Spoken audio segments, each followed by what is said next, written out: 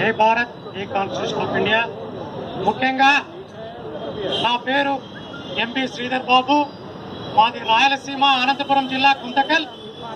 నేను ఇక్కడికి రైల్వే పరంగా నేను ట్రాన్స్ఫర్ వచ్చాను. నేను లాలగూడ వర్క్షాప్లో వర్క్ చేసుకుంటాను. ఈనాటి ముఖ్య అతిథి గౌరవనీయులు అన్నగారి పేరు నాకు తెలియదు, ఎలక్ట్రిసిటీ ఎంప్లాయీస్ శ్యామ్ మనోహర్ గారు.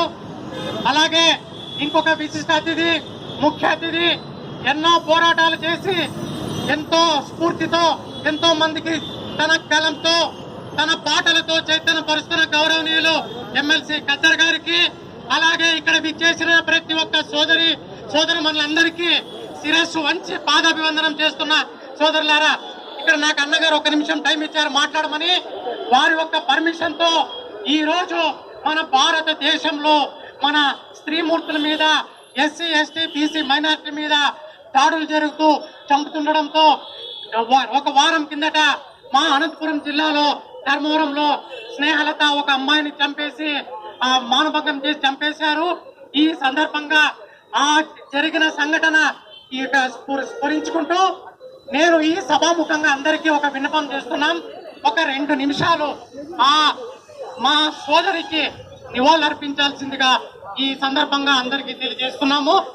ఈ ముగింపు తర్వాత తెలియజేస్తారని అన్నగారు చెప్పారు. అలాగే మహత్ పోరాటం, పేష్వా 400 మంది సైనికులు 500 మంది సైనికులు అని చెప్తున్నారు. ముఖ్యంగా మనకి ఒకే ఒక సైనికుడు డాక్టర్ భీమరావు బాబాసాహెబ్ బిఆర్ అంబేద్కర్. ఆయన స్ఫూర్తితోనే ఎక్కడ పోరాటం జరిగినా అక్కడ అంబేద్కర్, ఎక్కడ సమస్య ఉన్నా అక్కడ అంబేద్కర్, ఎక్కడ పరిష్కారం కావాలన్నా అక్కడ అంబేద్కర్ అనే స్ఫూర్తితో ప్రతి ఒక్కరు మనకు ముందుకెళ్లాలా.